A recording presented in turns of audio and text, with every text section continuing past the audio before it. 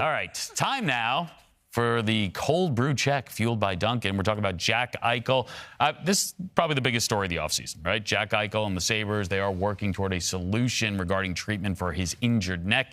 Subject of vast trade rumors, mainly because of what he said to everyone publicly. I mean, it sounds like he's halfway out the door, or at least he was the last time we heard from him. Do you think Jack Eichel will be a Buffalo Sabre next year? Yeah, I think he will. I think there's uncertainty as to what happens with the injury and how they address it. And if he's going to be 100%, would you want to be, as another team, offer up a huge package for a generational type player that you don't know is definitely going to be healthy enough to, continue on in a month, 2 months, 6 months, a year. I mean, that's a lot to give up for a star player that potentially could help your franchise get to another level.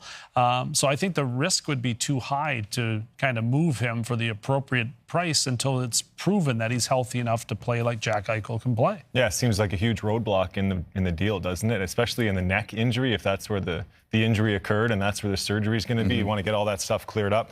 I know there's a bunch of teams that would love to add a Jack Eichel and be willing to give up a huge package in order to get him to a new franchise. I think he's going back to Buffalo and they got to iron this out. I think Mr. Eichel's leaving.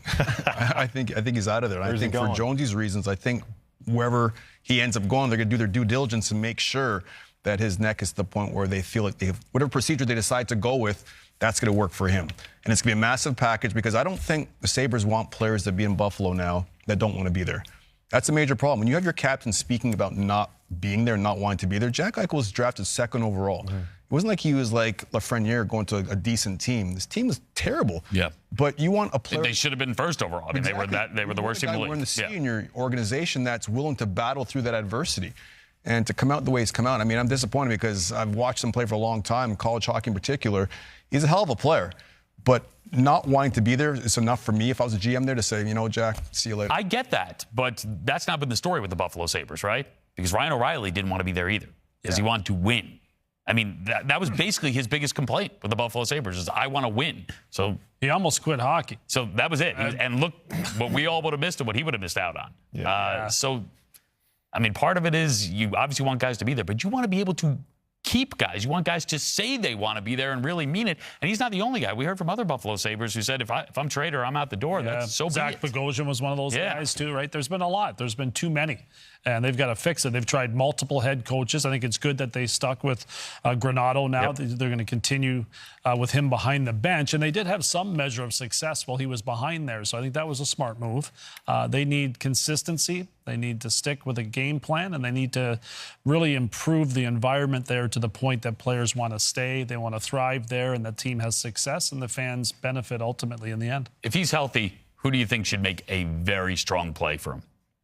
Ooh, it's a tough one. I think a team like LA would be a good spot for him because I really believe you have to have veteran leadership around him that could help him do what he needs to do best.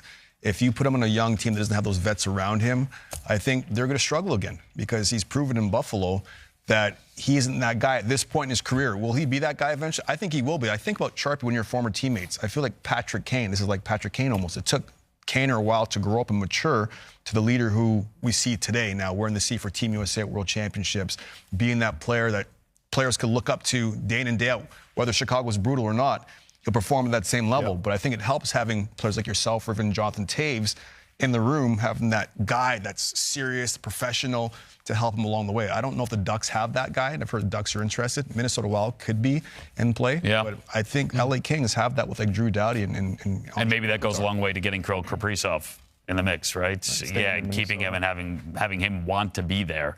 But I mean, it's going to be the discussion of the summer, what happens with Jack Eichel. And that was Cold Brew Check fueled by Dunkin'.